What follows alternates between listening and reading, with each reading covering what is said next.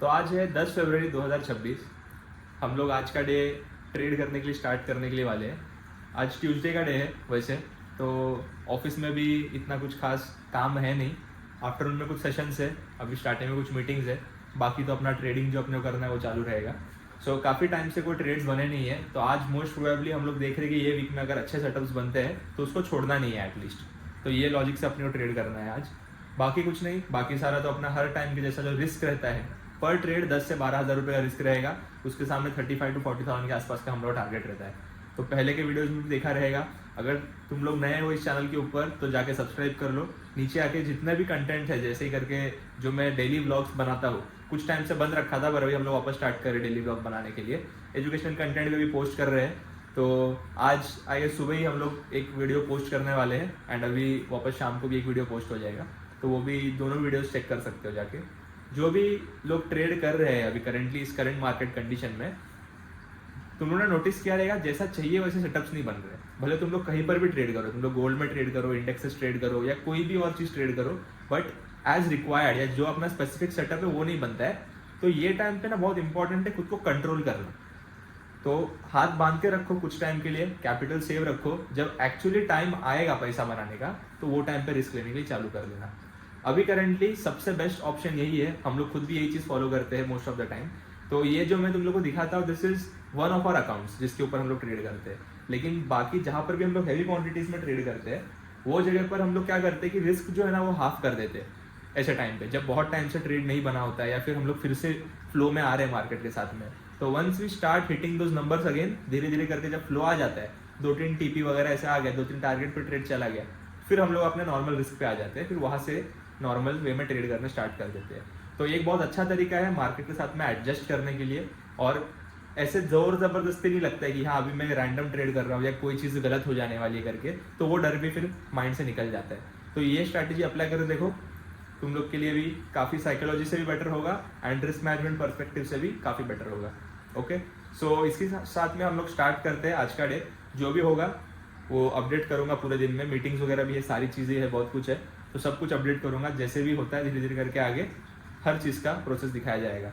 Okay, so let's get into the video. ये है वो ट्रेड यूएस वाल में लिया है, इसमें क्लियरली दिखाई देगा। सिंपल जैसे अपना सेटअप हमेशा रहता है। क्लीन एक सपोर्ट एरिया है, यहाँ से अपसाइड मोमेंटम में कैंडल्स आने स्टार्ट हो गए। सामने मुझे एक हाई दिख रहा था पीछे, तो वो हाई को टारगेट करके वहाँ तक अपना 1:3 के आसपास बन जाएगा इजीली। तो सेम हर टाइम की तरह 10 to 15,000 के रिस्क के ऊपर, इसके ऊपर आई गेस 12,000 के आसपास कुछ रिस्क है। अगर ये टारगेट पे जाता है तो इस पर अपना 36,000 35,000 के आसपास प्रॉफिट बन जाएगा। ये पूरा हाई निकालने का या तो अपन देखेंगे, या तो ये पूरा हाई निकालने का वेट करेंगे या फिर एक फिक्स 1:3 का रिस्क रिवॉर्ड जो है उसके हिसाब से ट्रेड लेके कंप्लीट कर देंगे। तो ये डायरेक्शन में मूव हो रहा है अभी अच्छे से, ज़्यादा डिस्टेंस बाकी नहीं है। ये रेजिस्टेंस के पास में पहुंच गया है ना, रेजिस्टेंस एरिया पे आ गया है, तो अब यहाँ पे आके थोड़ा टाइम पास कर रहे हैं। देखते हैं या तो इन लोगों को अभी जो बेरिश एंट्रीज बताया था या तो इनको ट्रैप करके चला जाएगा डायरेक्शन में, या तो पुल बैक लेके भी जा सकते हैं। Anything is possible. तो जो भी इसके ऊपर अपडेट रहेगा वो मैं बता दूंगा। एंड गोल्ड ट्रेडर क्या चाल रहा है? के बाद ऑलमोस्ट 15-20 डेज के बाद आज मुझे ट्रेड मिला है गोल्ड में। आज आप दिखाता हूँ। गोल्ड जो है ना वो टॉप से थोड़ा सा बेरिश लग रहा है, तो मैंने बस क्या किया है कि मैं वेट कर रहा था कि ये जो लिक्विडिटी है ना गोल्ड की, इसके यहाँ तक आने के लिए वेट कर रहा था। जैसे ही गोल्ड ने यहाँ पे ब्रेकआउट दिया इस लिक्विडिटी का, तो इस ब्रेकआउट के बाद वेरी नेक्स्ट कैंडल जो है उसने वापस रेड बना के अंदर आ गया।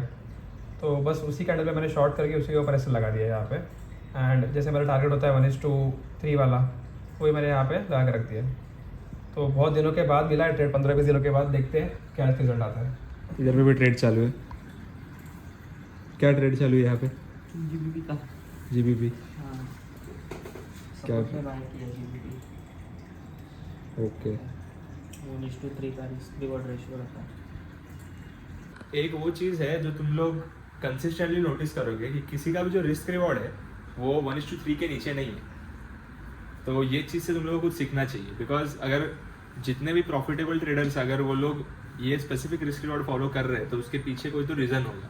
तो 1:2 लेना, 1:2.5 लेना या 1:3.5 लेना, ऐसे एक एवरेज है। मैंने खुद बैठ के मैं खुद ऑयल में काफ़ी टाइम से 1:4 रिस्क रिवॉर्ड ट्रेड करता था। मैंने ये वीडियो में पूरा एक ब्रेकडाउन भी बताया कि कब मैंने और क्यों चेंज किया करके 1:3 पे क्यों आया।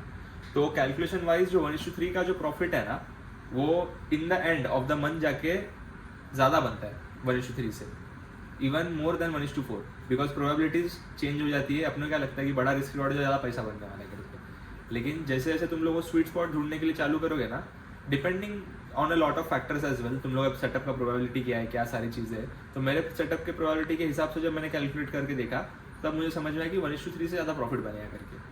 तो it can be different for you, but 90% of traders, जितने भी लोगों का ट्रेडिंग स्टाइल मैंने देखा है अभी तक, most of the people trade on the same concept, same psychology.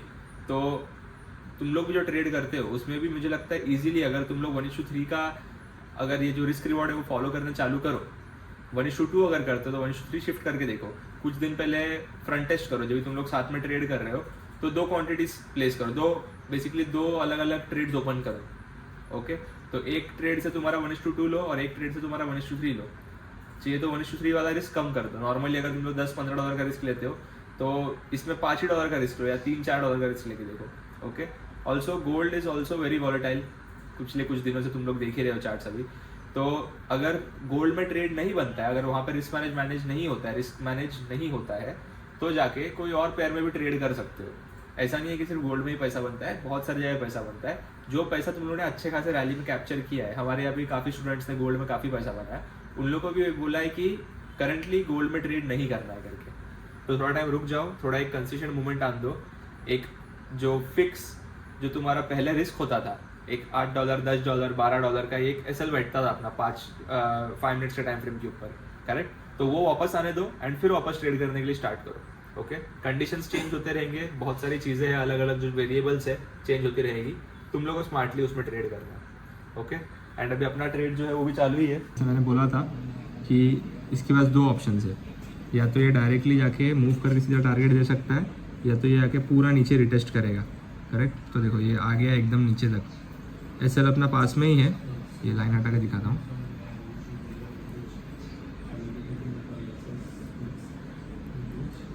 Right, तो ये अपना स्टॉप लॉस है, एकदम उसके पास में ही है, करेक्ट। स्टिल मैंने यहाँ से मैक्सिमम ट्रेड्स जो है वो रिवर्स डायरेक्शन में जाते हुए देखे हैं। तो दोनों भी चीज़ पॉसिबल है, ये या तो ब्रेकआउट रिटेस्ट करके फिर वापस डायरेक्शन में चला जाएगा, या तो यहीं पे अगर ज़्यादा टाइम अगर होल्ड करता है तो फिर ये स्टॉप लॉस ले लेगा। तो जो भी इसके आगे है मैं अपडेट करके तुम लोग को बताता हूँ।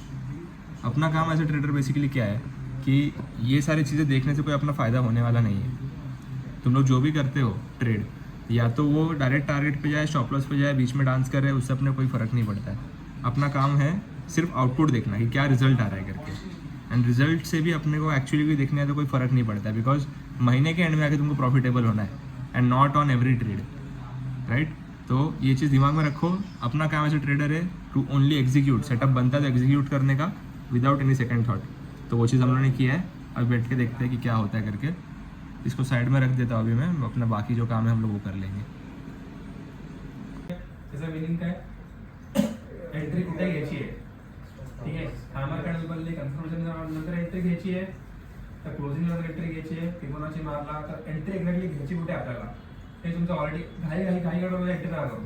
मॅक्झिमम हे कोणासोबत माहिती आहे का, गोल्ड ट्रेडर सोबत एकच कॅन्डल अशी जोरात फास्ट बनते की आपण तिथे एंट्री मिस होते।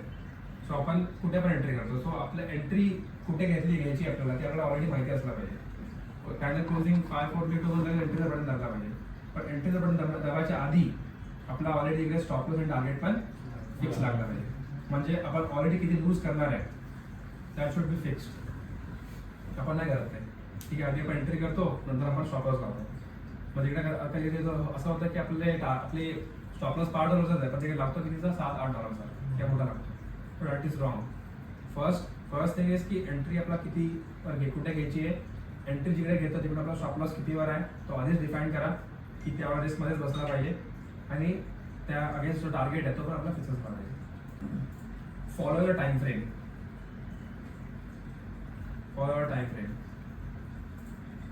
हे पण तुम्ही लोक मला माहिती आहे कधी 1 मिनिटावर येतात, स्कॅल्पिंग करायसाठी, बरोबर.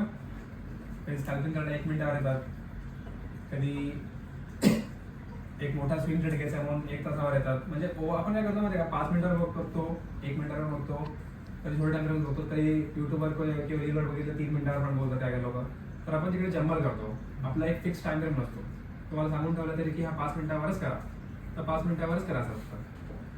ठीक आहे, 1 मिनिटावर किती चांगला सेटअप असू दे, 1 मिनिटावर फिबोनाची बनवू दे, 1 मिनिटावर सपोर्ट येऊ दे, स्कॅल्पिंग वगैरे जे पैसे बनत नाही.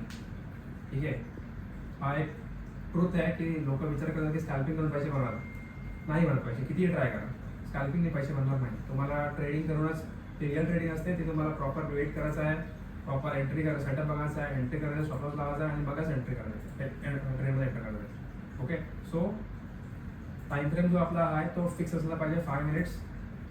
ओके, तुम्हाला बघायला तुम्ही बघा दुसरा आहे पण आहे, बट एंट्री करायला टायमाला. ठीक है, it has to be 5 minutes only. तो गोल्ड का जो ट्रेड है वो कंप्लीट हो गया है, इस इधर दिख रहा है. बहुत दिनों बाद उसने एंट्री हमने बनाई थी 2:40 को, और टीपी जो है हमें मिला है 6:10 को.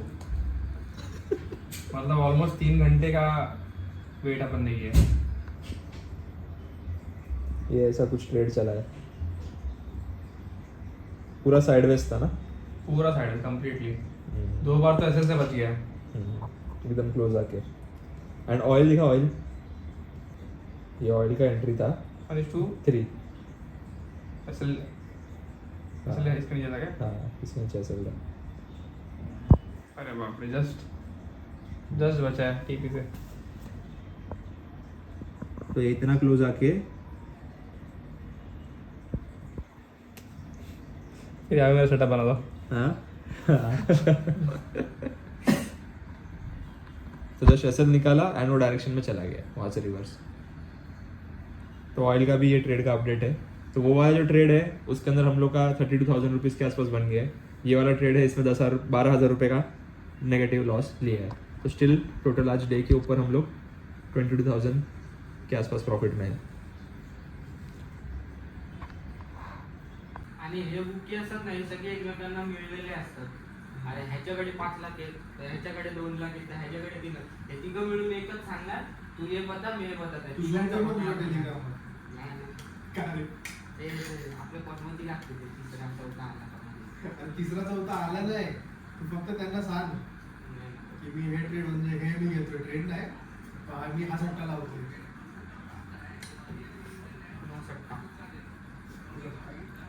Fancy rates available on fancy rates. ड्रीम11, माय इलेव्हन सर्कल, हे सर्व जे ॲप्स आहेत ना, फॅन्टसी ॲप्स, त्यांच्या इथे कसं असतं माहिती का, आता समज एका कॉन्टेस्टमध्ये जी सस्ती एंट्री असते एकदम नवी 49 रुपीजची, 24 रुपीजची अशा एंट्री असतात. लोक काय करतात, एक कॉन्टेस्टमध्ये एक जण 11 टीम लावू शकतो. मी स्वतः नाव लावायचो. 11 लावू शकतो, बरोबर. आता तू 11 लावू शकतो एका टायमाला, 24 रुपयाची एंट्री, 24 रुपयाची 11 टीम तू एकटा लावतो. आणि एका कॉन्टेस्टमध्ये जवळजवळ 49 लाख लोक लावतात, जवळजवळ 48 लाख असे लोक लावतात त्याच्यात. मग तू विचार कर, तू एकटा 11 टीम लावतो, तुझा बाजूचा पण असेल कोणतरी, तू पण 11 टीम एका अकाउंटवरून लावतो, त्याचे 2 अकाउंट असणार कोणाचे ना कोणाचे. आणि ह्यांचा ग्रुप असतो पूर्ण काही लोकांचा, 7-8 जणांचा, टीम 1000 जणांचा. हा, आता 1000 जणांचा एक ग्रुप असतो. ते लोक काय करतात, तिथे टीम बनवून टाकतात. ते हा प्लेअर नाही घेतला, मी हा प्लेअर घेतला, हा प्लेअर नाही घेतला, हा प्लेअर घेतला. मग एक जण कमीत कमी 11 टीम्स बनवतो एका आयडीवरून, आणि त्यांच्या ग्रुपमधनं एकाच्या 11 म्हणजे 1000 जणांच्या ग्रुपमध्ये प्रत्येकाने 11 लावले तर किती टीम झाले ते एका कॉन्टेस्टमध्ये जॉईन केल्यावरती. विचार करतो ते लोक. मग त्यांचं कसं असतं, मग त्यांच्यातली एक तर टीम त्यांची वरती येते. तो अभी शाम भी हो गया है, हम लोगों ने भी अभी अपना ट्रेडिंग डे जो है वो क्लोज कर दिया है. तो जो भी हुआ सारे अपडेट्स हम लोगों ने दिखाए पूरे दिन के. जो इसके अंदर एजुकेशन वाला पार्ट है वो देखो वो बहुत ज़्यादा इंपॉर्टेंट है. बिकॉज हर कोई है ना, जितना भी हम लोग नोटिस करते हैं, सब लोग पैसे के पीछे ही भागते हैं. कोई भी एक्चुअली उस चीज़ को समझ के उसके ऊपर पैसा बनाना नहीं चाहता है. तो ये बहुत गलत अप्रोच है मार्केट की तरफ. अगर तुम लोग कंटिन्यूसली यही करते रहोगे, बिकॉज इतने लोग के मैसेजेस आते हैं ना कि सर हम लोग को ये इतना पैसा बनाना है, ये करना है, इतना कैपिटल है, पैसे कम है बट इतना पैसा बनाना है, ये भले ही तुम लोग को लगे कि हाँ ये चीज़ अचीवेबल है and yes it is actually possible कि कम पैसों से पैसा बनता है करके, लेकिन उसके लिए है ना पहले तुम लोग के पास में नॉलेज होना बहुत ज़रूरी है। जो भी तुम्हारा टारगेट है दिमाग में कि इधर पहुंचना है उधर पहुंचना है, हर चीज़ के लिए ना एक स्ट्रक्चर होता है। तुम जब स्कूल जाते थे तो उस टाइम पे डायरेक्ट तुम लोग को 10th स्टैंडर्ड में नहीं भेजा गया। पहले तुम लोग को क्या बोला, फर्स्ट स्टैंडर्ड से स्टार्ट करो या जूनियर सीनियर से स्टार्ट करो।